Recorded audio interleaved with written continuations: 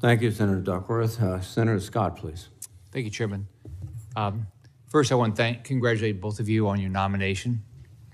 If you look at your background, you clearly can do these jobs. Your family should be very impressed with what you've already accomplished. You should be very proud of your accomplishments, and I know you're both going to do a great job. General Reed, I understand the global household goods contract recently changed. So we just finished peak moving season. Can you talk a little bit about the contract's implementation, what you're seeing, how it's working? Senator, what I understand so far, we began in the spring. As you mentioned, went through the peak season in select locations, and the feedback that I'm getting is things are going well. I understand feedback has come in from families and also from transportation providers who were not in the system before. Part of the improvement that seems to have really resonated with the families is the fact that using IT systems, they can actually tell where their household goods are, and they can actually see the position of the folks who actually have their goods. All right, thank you. Do you know when we'll know how much we spent on the Gaza pier? Senator, at this time, I don't have that information. Do you have any idea when we'll find out? Senator, at this time, I do not. Okay, good, thanks.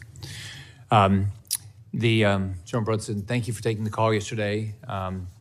Hannah's here with me. Thank you for taking her question seriously, and thank you for your willingness to look into it and see what you can do to be helpful.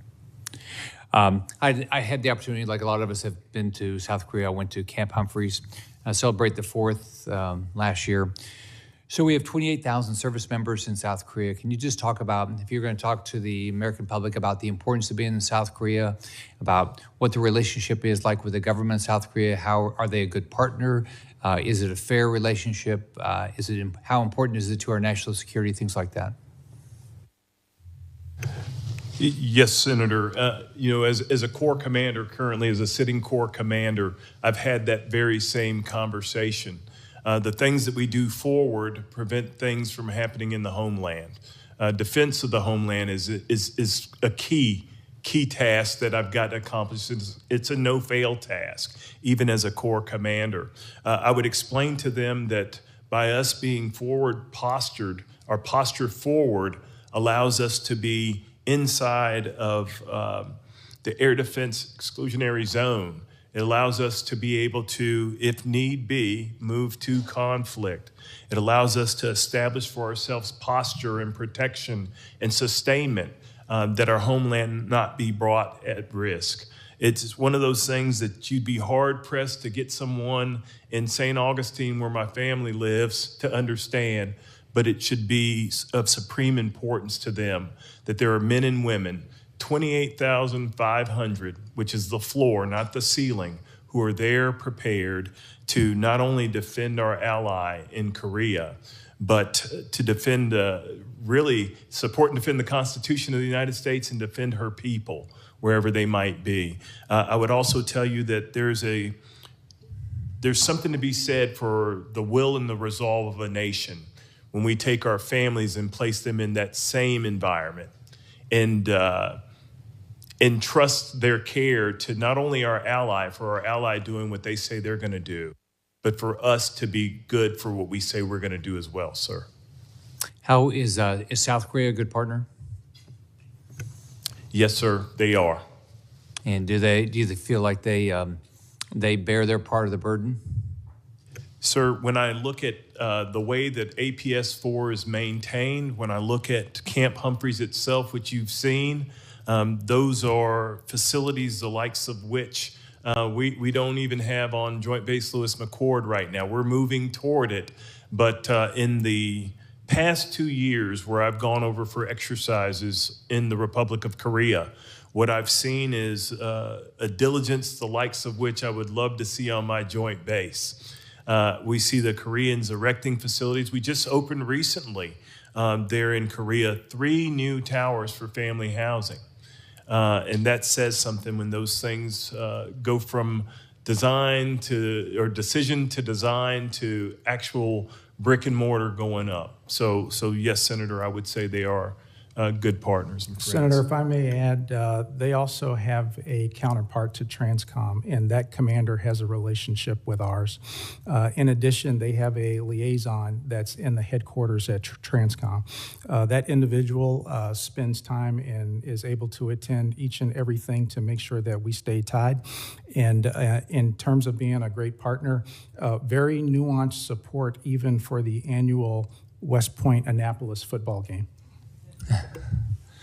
Thanks for your service. You guys are going to do a great job. Thank you, Senator Scott. Senator Kelly, please. Thank you, Mr. Chairman. General Brunson, General Reed, congratulations to both of you.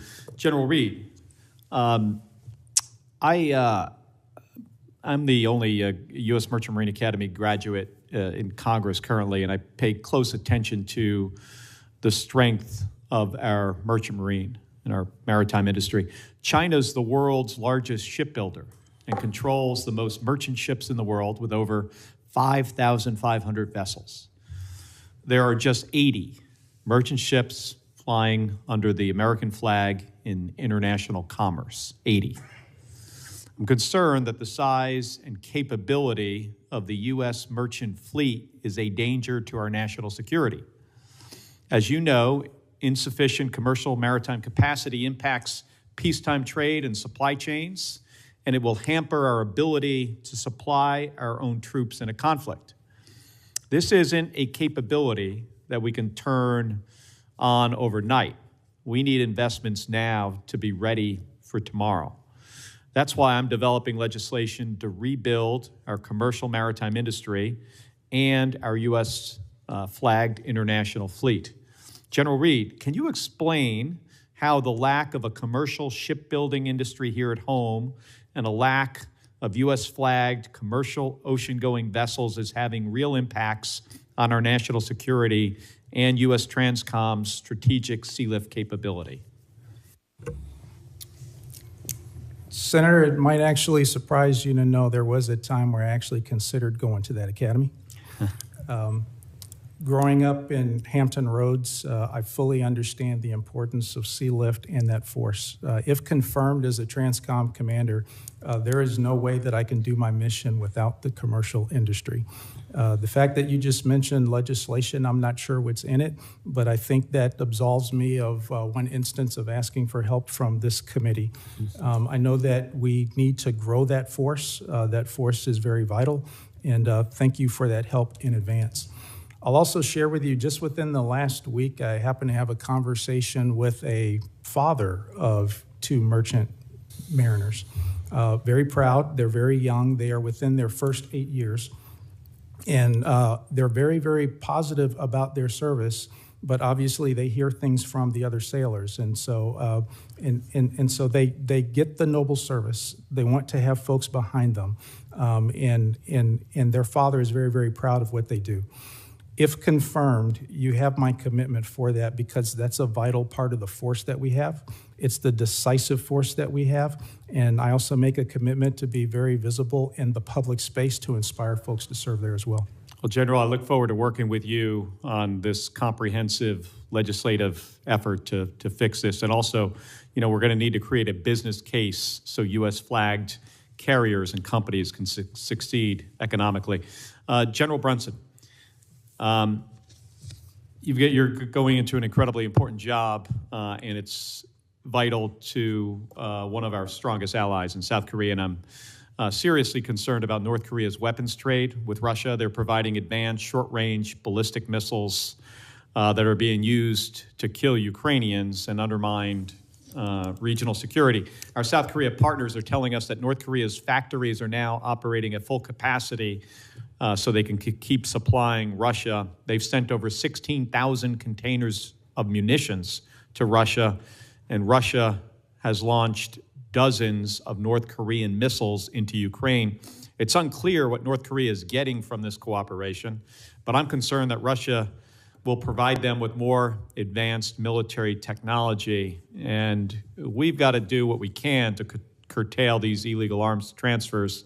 They're killing Ukrainians and they're harming the security of our allies. So, General Brunson, can you provide your thoughts on the impact of these weapons transfers from North Korea, and how concerned should we be about North Korea receiving advanced technology from Russia?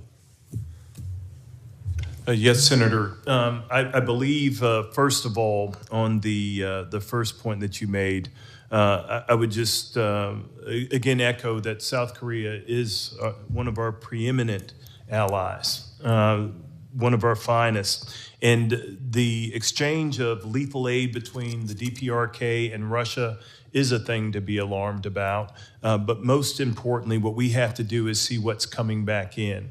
And in order to see that, Senator, it's going to take the IC to help us to see and understand what's coming back. Because if confirmed, my job as a USFK commander would be to mitigate that. Mm-hmm. And that is part of our plans. Our plans have to address that we might be able to assure our partner that we've thought through these things. These technologies may affect even things like NEO, which is another mission that we've got to be able to accomplish there on the peninsula. You have my promise to continue to, if confirmed, to assess the threat as it is and assess the risk, and then report back to the Indo-PACOM commander all the way up through the chairman on what we are seeing based on our engagement, not only with the IC, but our engagement in our operating environment, Senator. Thank you, General. Then we got to figure out what to do about it. So we'll be able to, with the information from the IC, figure out what the risk is to South Korea and to the region and to our own national security, and then we'll figure out what the response needs to be to try to mitigate that risk. Yes, Senator. Thank you. Thank you, Mr. Chairman. Thank you, Senator Kelly. Senator Peters, please. Thank you, Mr. Chairman, and both of you. Gentlemen, thank you for your service to our country. General Reed, during their testimony before this committee, General Alvin and Secretary Hunter shared that the Air Force is exploring using KC-46s as a communications node in addition to their tanker responsibilities. And they've explored that during a recent Mobility Guardian exercise, I believe. I believe this is a positive step, and I've been pushing the Air Force to think outside of the box about the potential for KC-46 refueling tankers to use and command perhaps collaborative combat aircraft in far-ranging missions. So my question for you, General Reed, is how do enhanced communication capabilities on our tanker aircraft assist TRANSCOM's global missions? And additionally, how can TRANSCOM work with the Air Force to plan for potential CCAs and KC-46's interoperability?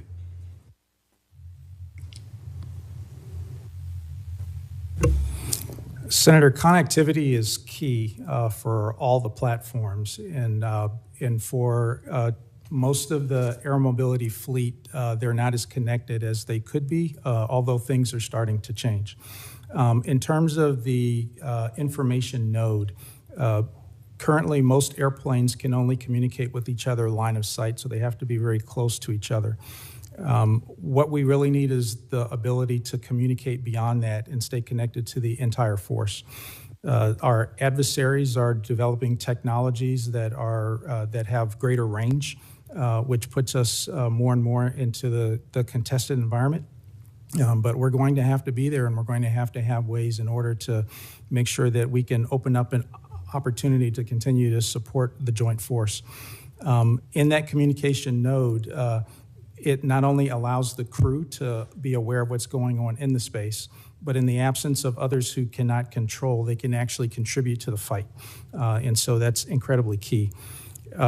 Senator, to your question for CCAs, a little bit premature for me to determine what's in that space, but I'll tell you, if anything is in the air and it can respond to the needs of the joint force that's in the air and can contribute to survivability, absolutely, I'll take it. Great. Thank you. Thank you. General Brunson, I recently returned from South Korea with several of my colleagues where we met with government and military officials there. And we were fortunate to see firsthand the importance of this relationship to a free and open Indo-Pacific. While there, among many topics that we discussed, we also discussed the growing cooperation between American and Korean universities and government organizations. This collaboration includes a recently announced partnership between the University of Michigan, Hyundai Heavy Industries, and Seoul National University to cultivate and to expand U.S. shipbuilding expertise by developing specialized training programs. So my question for you, sir, is if confirmed, how will you use your role as commander for the U.S. Forces Korea to expand and foster similar relationships between Korea and the United States? Yes, Senator. My daughter, Rebecca, attended Seoul National University. And so I'm very well familiar with them and their reputation and what they produce at that institution.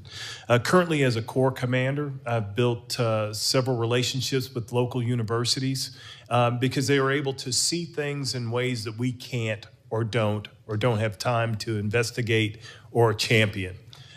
We built a Pacific education program and an engagement program which brought academia forward on our exercises to answer some of the strategic questions that we had. I would very much see myself leveraging the brain power of institutions not only in Korea but here in the United States to help us solve some of our most compelling issues. It's one thing to just use PEMTech or the Pacific multi-domain training and experimental capability. It's another thing entirely to think about new ways of doing things. I think academia can help us to challenge some of our assumptions and at little cost, truthfully. Vice going on into some new technical solution for a problem that maybe we haven't thought fulsome enough about. So that's how I would do it, Senator, if confirmed. Very good. Well, thank you. Thank you, Mr. Chairman. Thank you very much, Senator Peters. I believe Senator Gillibrand is prepared to go, and then we'll recognize Senator Smith. Senator Gillibrand, please. Thank you, Mr. Chairman. And congratulations, generals, for these appointments, and best wishes to your families that are here. We know none of us do these jobs on our own, so having the support of our families really does make a difference. General Reed, we have repeatedly heard that in the event of a crisis or conflict, the Chinese government will target critical infrastructure in the U.S., in part to disrupt the ability of the U.S. to respond. As Deputy Commander of Air Mobility Command, how have you sought to ensure the availability of your fleet and your systems in the event of such an attack? And how would you approach this challenge as TRANSCOM Commander? Senator, first and foremost, we've focused really hard on making sure that the force is ready and they understand what's required of them. When we do that and we give them the chance to exercise, a lot of times they find out ways to get around the disruptions themselves, and then we take those lessons and we roll them up. The next thing that we do is we exercise realistically, and we're putting ourselves under pressure to exercise with problems, to exercise with an incomplete force, to exercise with incomplete information. And so with that, we get the lessons learned and we get to try it real time in terms of what would happen in the case of crisis and conflict. If confirmed going into TRANSCOM already does some of that, but there's opportunities to scale, and there's opportunities to do that not just in the air, but in the other modes as well. How would TRANSCOM leverage artificial intelligence technology to improve day-to-day operations? I've seen how AI can impact the private sector in terms of getting supplies where it needs to go around the globe. Is that something that the military and TRANSCOM will consider using? Absolutely, Senator. And from an air component perspective, we do much the same. We are looking into the future in terms of how we can turn unstructured data into structured and then use that to present information for us to sense things and then make decisions. At the same time, we're using it real world to make decisions on the operational floor. Thank you. General Brunson, I also had the occasion to take a Senate trip to South Korea and Japan, and I'd like you to talk a little bit about how important is our alliance with South Korea, and under the Biden administration, historic progress was made with building a trilateral relationship between South Korea, Japan, and the U.S. Can you talk about how you would seek to deepen that? And last, can you please speak to the threat that North Korea ballistic missile capabilities create and what your approach may be?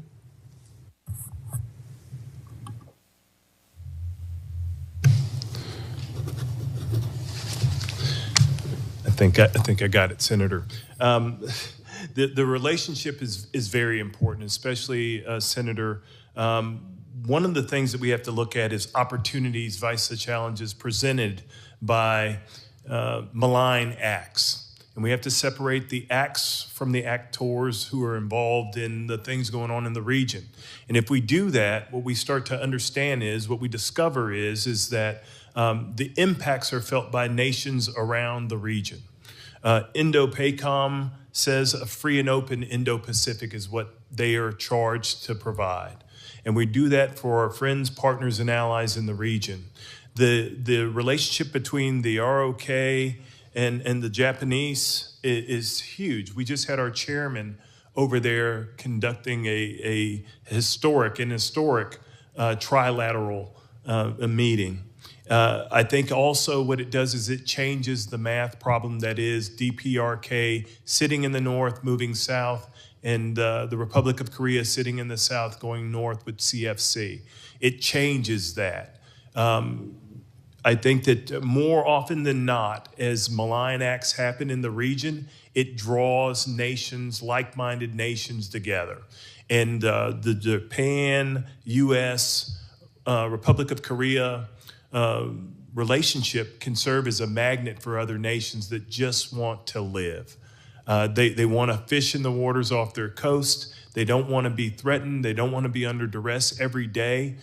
So the true importance of that is showing nations that they can stand together outside of a large construct that says this is who we are and this is what we do, but just folks who come together, stitching together those mutual defense treaties that exist in the region and saying, we're going to be there. We're going to assure you that we will be there and we will do the things as a nation that we said we were going to do. We'll demonstrate our resolve there, ma'am. Thank you. Thank you, Senator Gillibrand. Senator Schmidt, please. Thank you, Mr. Chairman, and congratulations to you both. I missed the intro, but I guess this is your families back here. Congratulations. I know that Senator Peters, I think he asked you, General Brunson, this question, so I want to pose it to you, General Reed.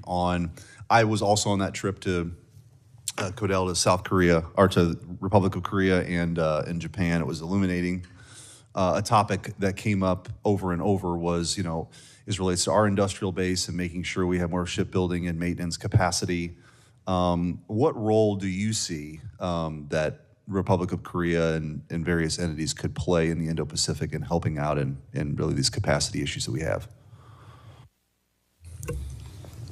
Thank you, Senator. I'll tell you, Transcom's role and Transcom's mission is simply not possible with allies and partners. When we talk about being able to deliver to the point of need, especially for him, if he gets confirmed, he's going to be relying on Transcom to make the strategic delivery to then get to where he is and then to bridge the seams to the system that he has. That would not be possible without the host nation that is hosting him. In order for us to fly our aircraft, allies and partners actually give us access to the airspace. And so there are a multitude of contributions that they make just for the access and the basing, but we also rely on them for their infrastructure.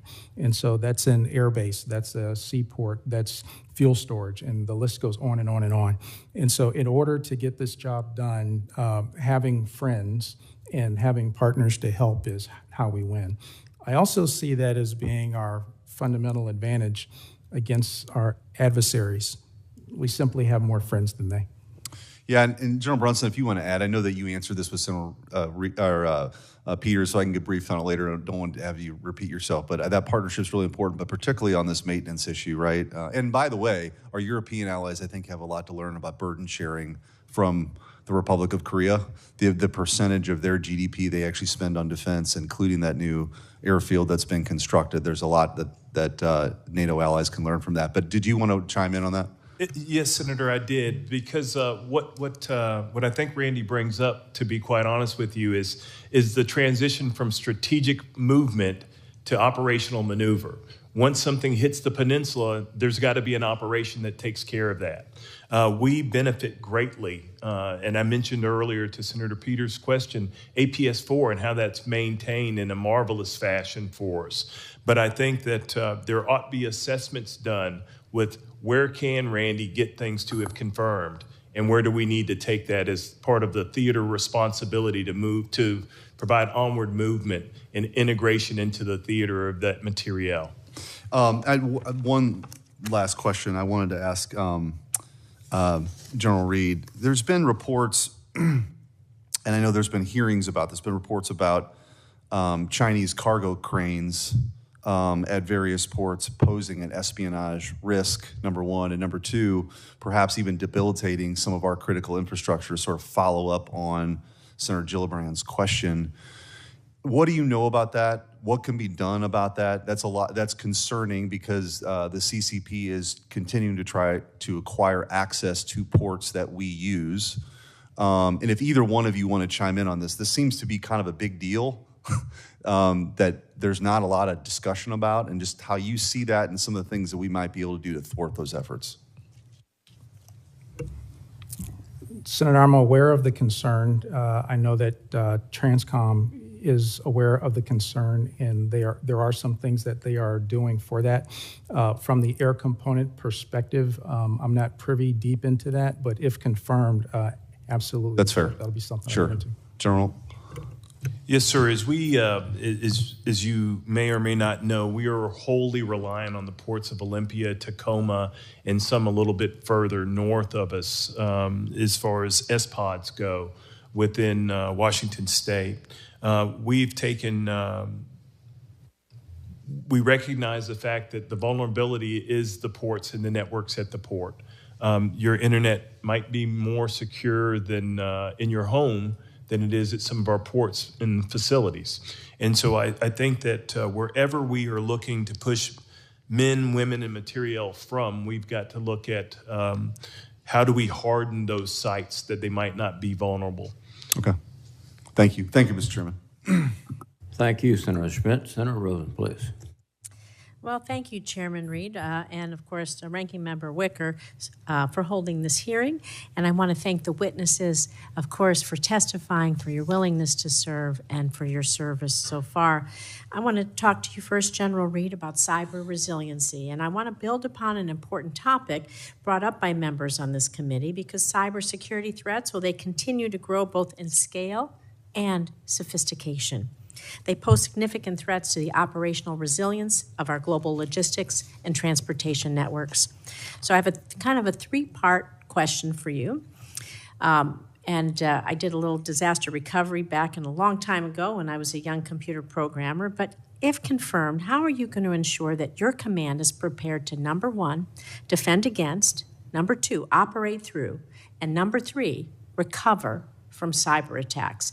I'll leave the long-term implications of cyber attacks somewhere else, because it depends what the attack is, for sure. But defend against, operate through, and recover. If you could talk about that, please. Cyber resilience, Senator, begins with hygiene and understanding what the networks are, what's connected to what, and how to keep the information clean is key. And so I'm aware that Transcom does that, as well as all of the other components. And then good, just fundamental training with that as well, and being responsible with the information. Additionally, since cyber is so connected between the government and the commercial world, having good quality relationships with the commercials is fundamental. In that, as part of the National Defense Transportation Association, there's actually a subcommittee specifically for cyber. And in that, all of the players who operate air, sea, rail, whatever mode, are part of that committee. And we share best practices, and we do a lot of crosstalk. At the same time, there are pieces of the government who can offer help if the companies want it. And then in the contracts that we let for their support, we mandate that they have to have a certain level of resiliency with that. Recovery is all mission focused. In understanding that we are a contribution to an agile, lethal force, it's just one of those things that we're going to do, one of those things we have to do, one of those things we work through each day. Thank you very much. I appreciate it. I'm going to turn to you, General Brunson. We're going to talk about military family resilience. And speaking about families, it is really wonderful and obvious to see how much you care about your family, how much they care about you as your family proudly surrounds and supports you here today. Like all of us, we're lucky enough to be blessed with a supportive family. It is a good and powerful thing. And I'm going to say to your parents, good job. But if confirmed, they're going to remain an important pillar of support, I know, for you and the forces you lead. But the U.S. Forces Korea maintains a fight-tonight mission that not only requires readiness of our forces to mobilize at a moment's notice, but also, again, we talk about resilience and preparedness of our families, right? So these families play a critical role in supporting our service members, their ability to stay focused, their ability to stay mission ready. So some U.S. forces in Korea are accompanied by their families, not everybody, of course we know that, but in both scenarios, it's critical for service members to know that their families will be both safe and taken care of should a military emergency arise. So if confirmed, for families that are in Korea, how will you prioritize family resilience, family safety as part of the overall Fight Tonight strategy? And what steps will you take to ensure military families are equipped and prepared for any scenarios that they might be faced during a heightened time of military tension or military conflict? Senator, one of the things that's most important is, I believe it's General Odierno who used to say that the soldier is the strength of the nation and the family is the strength of the soldier.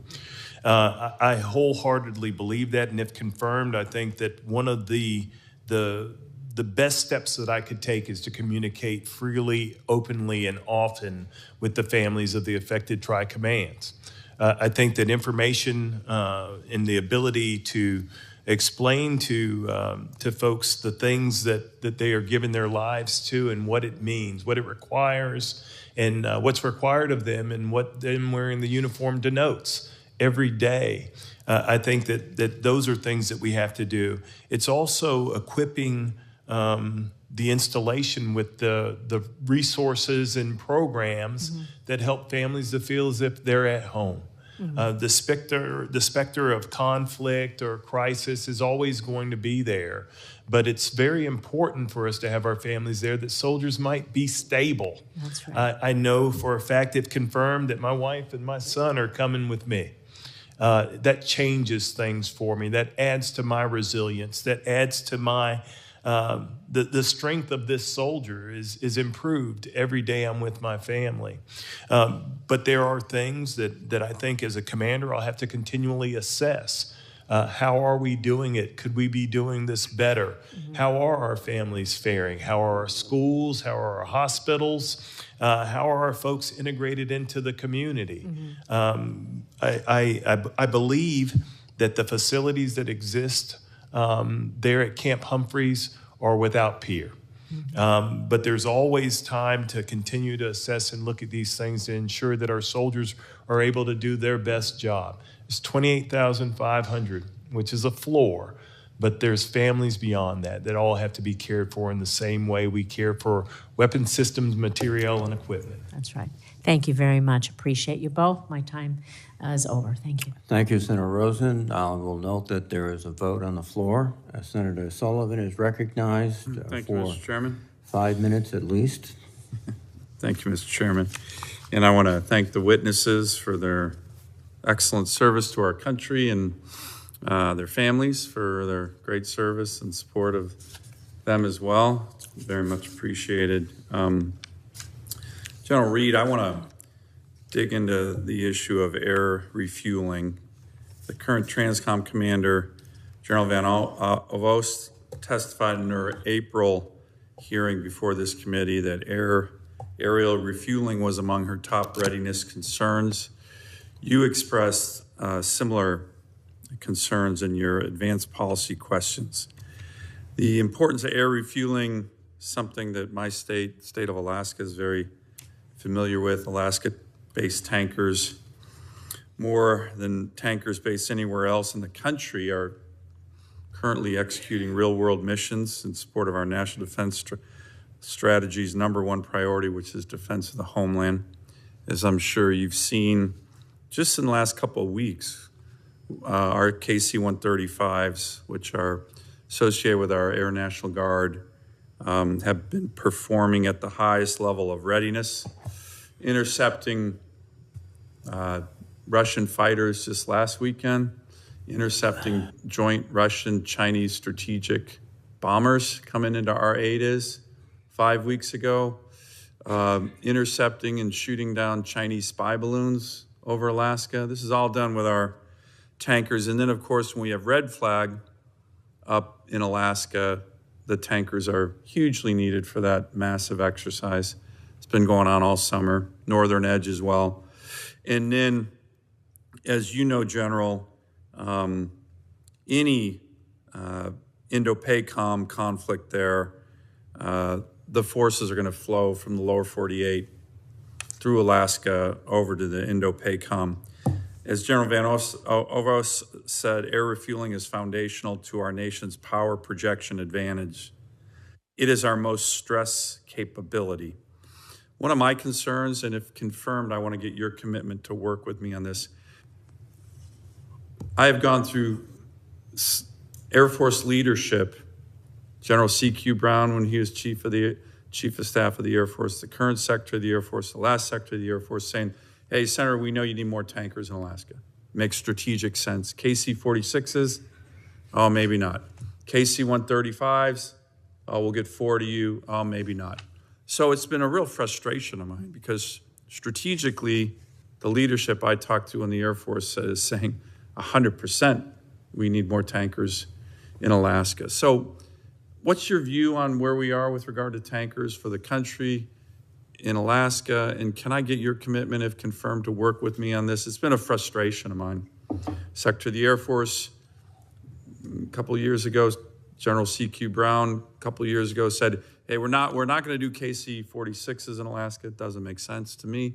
I had a lot of 4-stars saying, of course we are. But we're going to bring KC-135s there.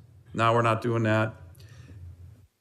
I'm frustrated. I've been working on this issue for 6 years, and it makes strategic sense what I'm talking about.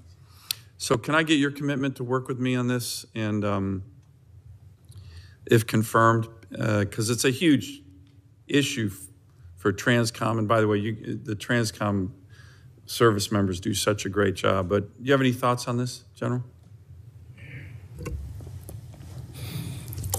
Senator, my reflections on this stems from my years of operating there off and on. And so I know you also have concerns on the operating conditions in the high north and what our outstanding forces do when they're operating up there. In flying transports and air refueling, I fully understand the importance of Alaska, importance of the region. Very, very proud of the airmen who have supported the fighters to protect the country, and very, very valuable piece of land there. Senator, as you can tell from General Van Oijust and the statements that I made in my policy questions, tankers are absolutely vital and fundamental. We cannot maneuver the force, we cannot respond at the speed that we need to without a healthy tanker fleet. And if confirmed, one of the main things I'll do is I'll continue to push and advocate for making that fleet stronger. In terms of where the tankers go and how they're positioned, wherever they need to be, I will ensure that those tankers are there. It's obvious that I will have to work with you, and if you invite me to Alaska, I will certainly be there to see for myself. You're invited to Alaska. Thank you. There you go. So are you, General Brunson. I'm just going to be one final quick question for you, General Brunson. What's your assessment of this new North Korean-Russian strategic partnership? The intel I'm reading is it's more than just kind of a facade. It's quite concerning. Do you have any thoughts on that, General? Yes, Senator. I think that one of the things that we have to continue to look at, we have to continue to try to understand what's coming back. The things that are going out, known, seen, open press and the like. I think as well that as we continue to see DPRK reach to other locations, I think we also have to be cognizant of the opportunities that we have, because there might be a fissure between China and DPRK now that they are looking toward Russia. I think that the quid pro quo relationship amongst the authoritarian colluders, I think that's going to be there, and I think that's the assailable flank that we have to deal with things early and often. I think that there are things in the IC that we can apply to these relationships that we might understand better. And I don't mean this in any martial sense, but there are nodes that could be targetable outside of DPRK and other locations that would help us to understand the illicit trade that's going on amongst these nations. Sir. Good, great, good answer. Thank you, thank you. I look forward to supporting both of you gentlemen. Thank you, Mr. Chairman. Thank you, Senator Sullivan. Senator Scott, you have no further questions.